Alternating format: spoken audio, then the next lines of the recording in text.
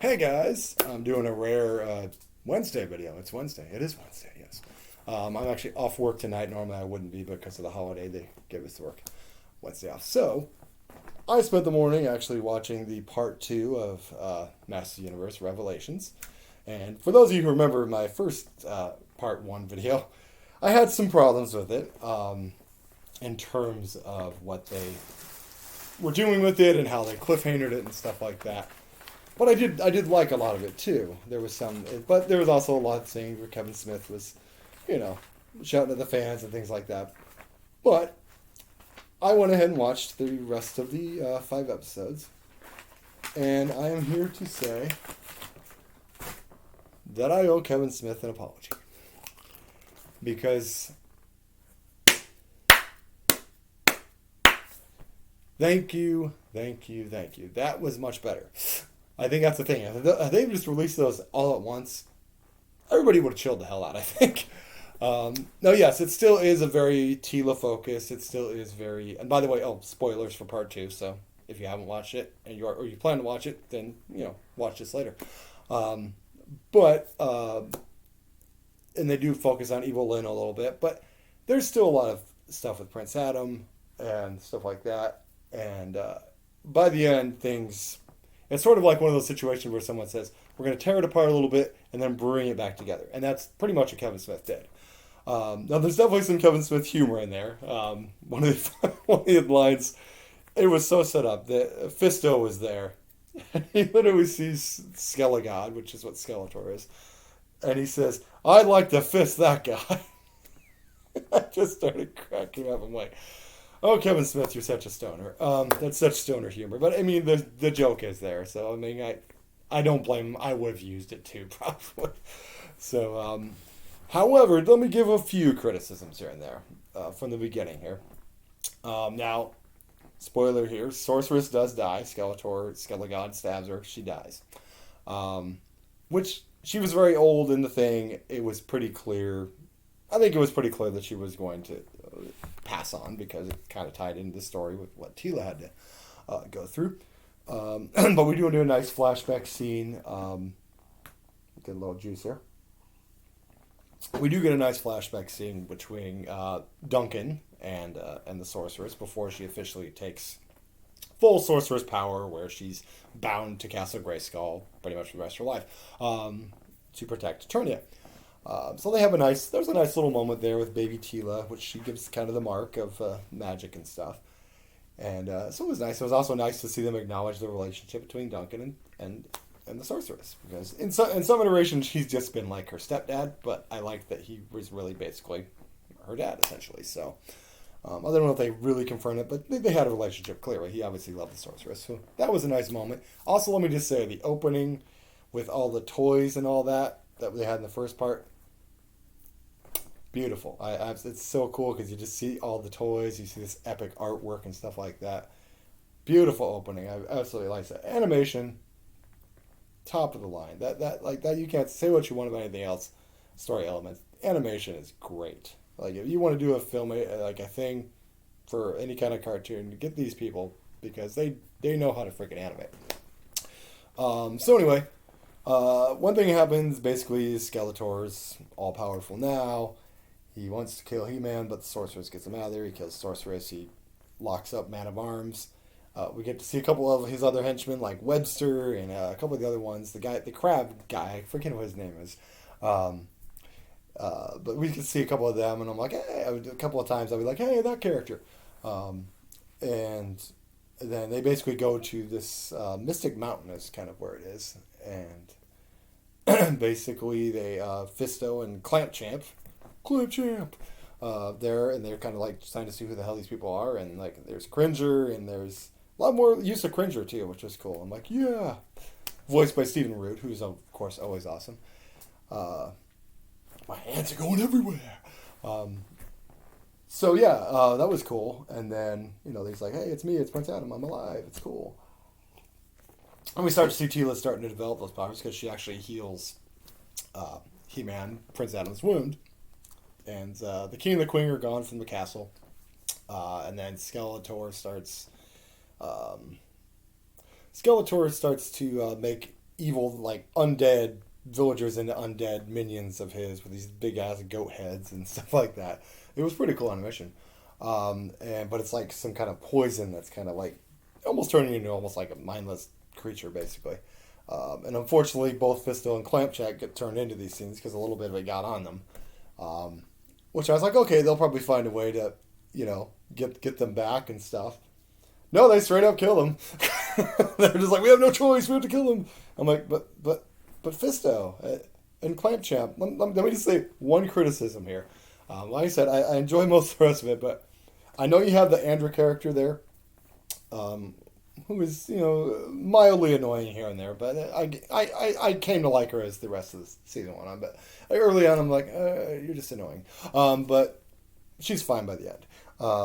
But yeah, not a good idea to kill one of your only people of color characters, even in a cartoon. Not a good look. I'm not saying I wasn't like outraged by it, but it was just like, oh come on, not Clampchamp. But anyway, as the story goes on and stuff like that, as you might have seen from the trailer, Prince Adam's facing off with Skeletor, and he says, "Well, the power was just the sword was just a conduit. I wonder how I'd be if I did this." And of course, he turns into Savage He-Man, which he's basically the Incredible Hulk at this point. He's just a mindless, he's just smashing things left and right, and they have this huge ass battle between him and Skeletor's throwing these little monsters at him, and he's just tearing everybody apart. It was a really cool action scene, I will say. But it's just like, okay, where are we gonna go with the Savage He-Man thing? Because eventually he's got to not be Savage He-Man anymore, which he's not, which is good. But it was cool. It was cool to see He-Man just going barbaric and tearing things up like he's the Incredible Hulk. Kevin Smith obviously had some influence. But let's see what else happens then. Oh yeah. So clearly Beastman's getting in Evil Lynn's ear because Skeletor shares his power, makes her the new sorceress. But he's saying, oh, he's so abusive to you, and he's always he just uses you for all this stuff and all that. And excuse me, juice time. Let me tell you, cran blackberry juice, very good by Ocean Spray. Check them out. So anyway, back to business. So he's kind of getting there. You're like, why do you always put up with this stuff, whatever. Meanwhile, Skeletor, as he always is still, even with all this new power, is still plotting that he has to kill He-Man. Because that's just what Skeletor does. He could do all this other stuff with it, but he's just trying to kill He-Man. So Evil Lynn's already just like, okay, I just got to stop this idiot, because he's just Skeletoring out. Now, I want to also give compliment to Mark Hamill, because I felt like in the early episodes, you could still very much hear that Joker-y sound of Skeletor, and I think it's still there a little bit with the laugh. That's just kind of his evil laugh. That's just how Mark Hamill evil laughs. But I did feel like his character voice grew better as the rest of the episodes grew on. So I didn't feel like it was totally the Joker. But I mean, that's such an iconic voice that he did that I think sometimes it's, you do a voice for so long, it's probably hard to break out of it a little bit. But anyway, back to business. So, yes, Evil Lynn ends up getting the sword from him by trying to seduce him and get him a lap dance, essentially, which is kind of interesting. They actually kiss, too, with the little skull face. But she steals the sword, and then she takes the conduit, and now she's got the power sword, and she's a sorceress. So now Evil Lynn is just like, yeah, I'm gonna mess up some shit. And she just kind of, weakens Skeletor and tosses him aside and throws him out of the Castle Grayskull. And Beastman's, of course, he's like, I'll work for you, sure, why not? But she's definitely growing, just as he was, becoming a little obsessive with the power. And meanwhile, Savage He-Man's in this other mystic mountain place, and he's going ready to charge King Randor, because he's got some issues with his dad. Daddy issues. And so finally King Randor kind of stands up and says, hey, I know, he's like, he could see Prince Adam's eyes. It was a nice moment. And he ends up finally like de-evolving back into Prince Adam from the Savage Hulk. So that was the end of the Savage Hulk. Savage He-Man. But yeah, so that was a nice little moment. They get to kind of make up and embrace and apologize for not being the best father to him and not seeing where he was, which that was cool. That was neat. And then Marlena and him have had some issues since his his death, and it's starting to fall apart. So that's some marriage issues going on there with Marlena and King Randor, which do get resolved. So that's good at least, because I was like, oh, come on, not marriage issues now. Oh, the funniest shit though is Evil Lynn kind of goes a little bit into her backstory about how she was a young child and was in poor, destitute area.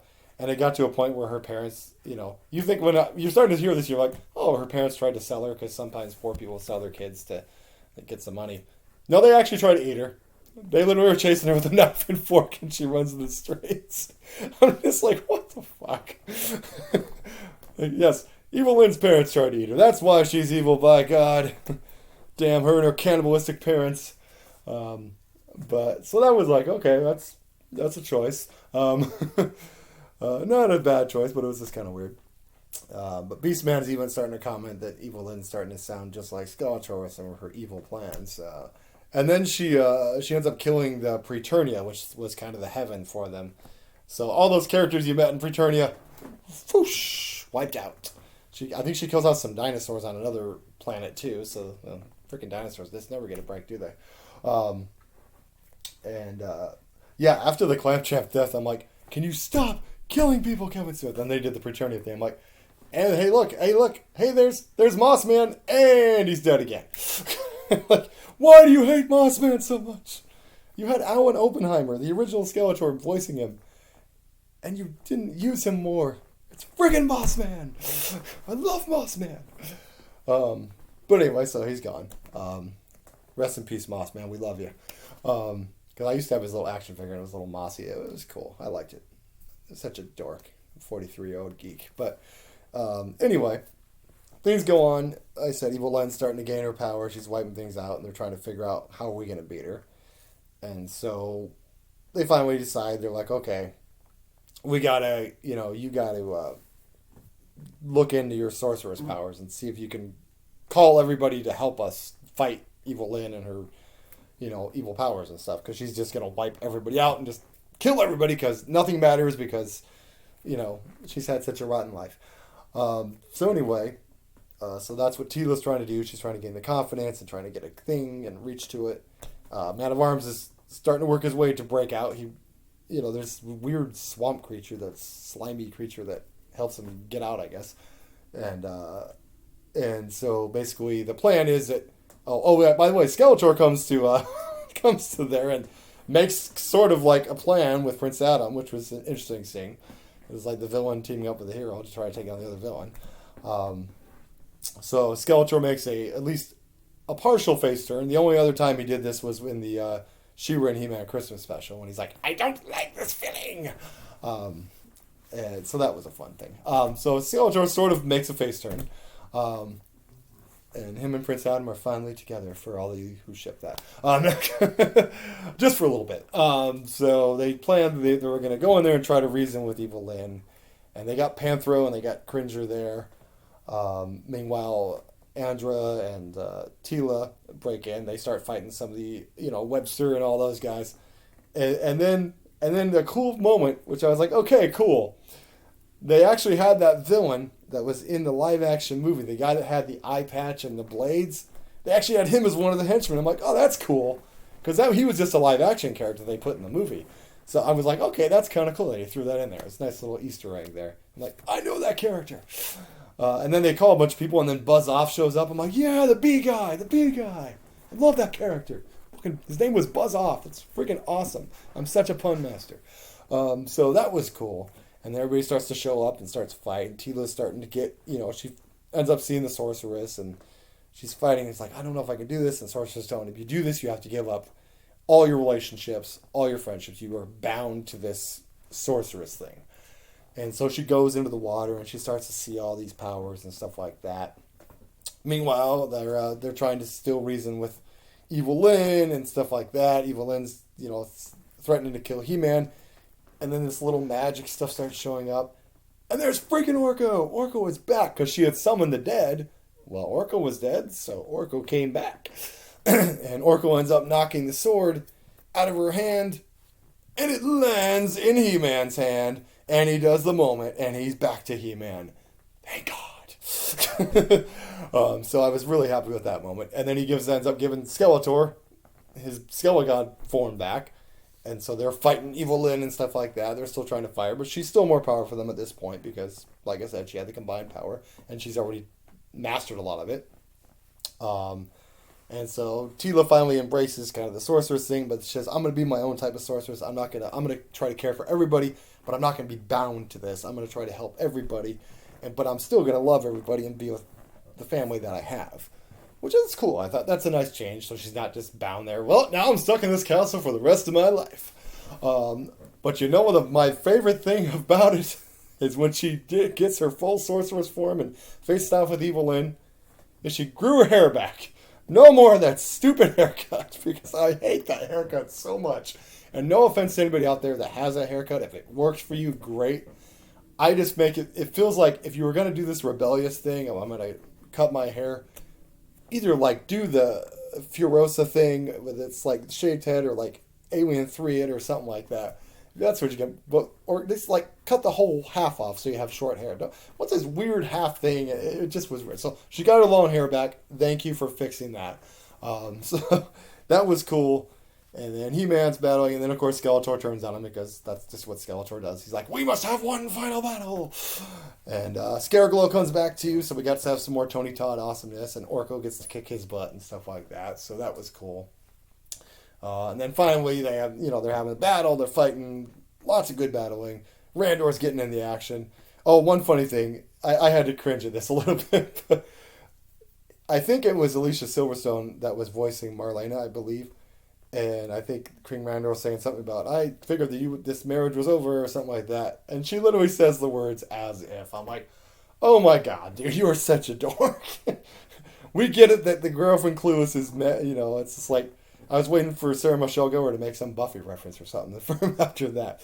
But it was cool. There was a moment where she said, we have the power, which I was like, I guess that's okay. I can live with that. She's the sorceress now. That's it. Wasn't as cringy as when Iris said, we are the Flash on the Flash, which was just like, but you're not. You don't have the Flash powers. You're just a reporter. I could talk about that another time. But so it was cool. They end up finally talking Evil Lyn into giving her power up and realizing there is stuff to live for. You make it what you want of it. So she kind of has her own reality. She goes off. She saves Orko from going back to the dead when the dead is recalled. Skeletor, gets thrown by He-Man and says, this is not about us, and throws him up to the things. And then it was cool. Like, Andrew becomes kind of the new man of arms, basically, which is what Tila was going to become beginning. So, Tila's kind of got an upgrade to sorceress, but so Andrew gets to have a nice moment. They have a little look between each other. I know they were sort of having this sort of maybe homoerotic thing, but I think it's more of a friendship at the end of the day. They could have gone that way if they would have, fine. It felt more like that in the first half and a little bit less like that in the first half. By the second half, it felt more like a friendship, so which is fine. But hey, whatever. People are bisexual too, or pansexual, so whatever. Not important. It's all good. But then they have a nice moment where Prince Adam is talking to Tila out on like the balcony, and then he says, "Well, now that you have, you're this new kind of sorceress who's not bound, I guess, we don't really need a champion anymore." Which I was like, "Oh God, don't let him give up the cover." And then she's like, "No, I need you. You're my hero." And then they hold hands. I'm like, yes, fuckers, you're following the comics. That's how they happen in the comics. They get married in the comics. She's the new sorceress. He becomes the king. This is how it happens in the comics. Thank you for acknowledging it. We get Tila and He-Man together.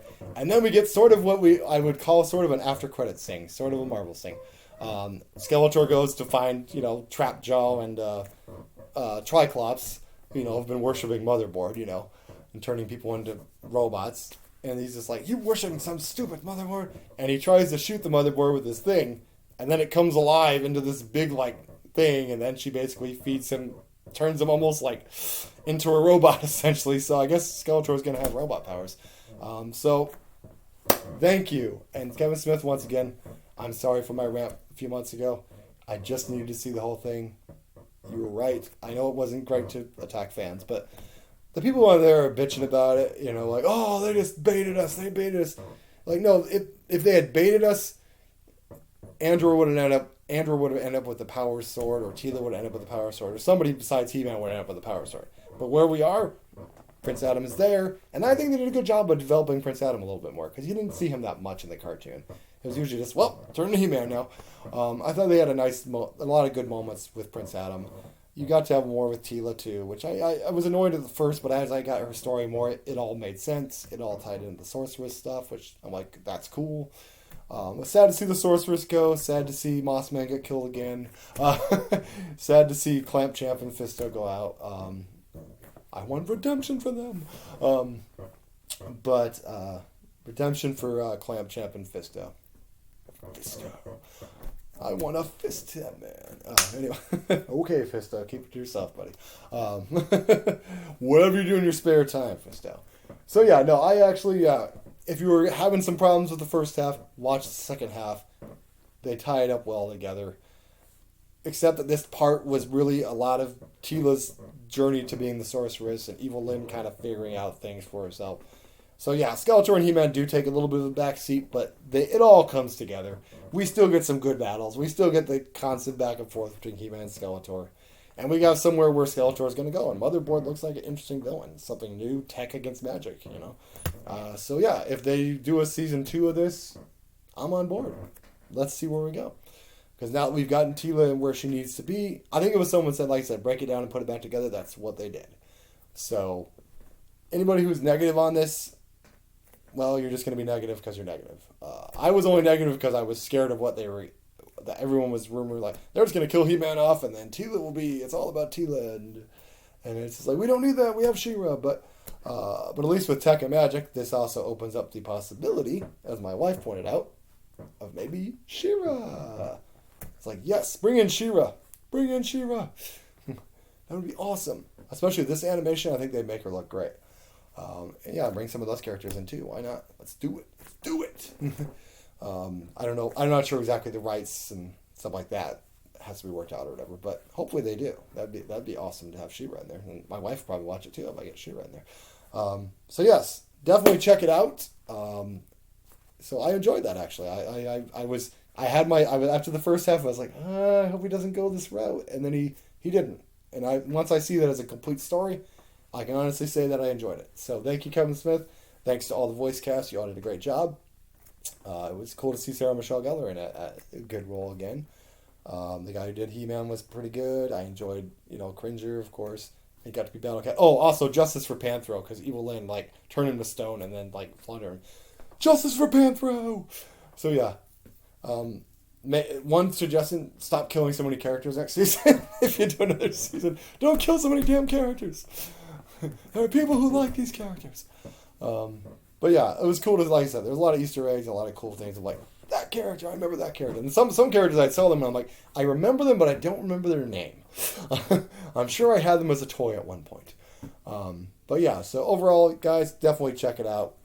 It's definitely, like I said, they're only half-hour episodes, so I think I started at 11. I was done by 1:30, so it doesn't take that long to watch them. So, and there's a lot of good fun, a lot of good animation, some good humor here and there, good emotions. So yeah, it was cool. It was a good journey of characters. So, Kevin Smith, I will still see the rest of your projects there. I will see Clerks 3 when it comes out. And Mallrats whenever you get that thing around. I'll definitely see a Mallrats sequel. Just learn from other sequels or like Ghostbusters Afterlife and just don't repeat everything without it, making sense to the story. Just don't tell a bunch of jokes that you already told before. Keep it fresh. Make the characters evolve. So good job, guys. And I take back every bad thing I said. I just had to see the whole story, and you were right this time, Kevin Smith. So respect to you, sir. Keep up the good work. And keep taking good care of yourself, too, sir. So yes. Check it out on Netflix, guys. It's on Netflix. The second part, Masters of the Universe Revelations Part 2. And hopefully we'll get another season. Now I'm probably going to definitely check out, not today because I'm a little tired, but I'll probably check out the other He-Man that was made for kids because I'm just curious to see what they would do with the characters. And it seemed like they were going for more of a science-y thing too, so that sounds kind of cool. So I'll give that a shot too. And then I'll go and watch the original too, just to see that because...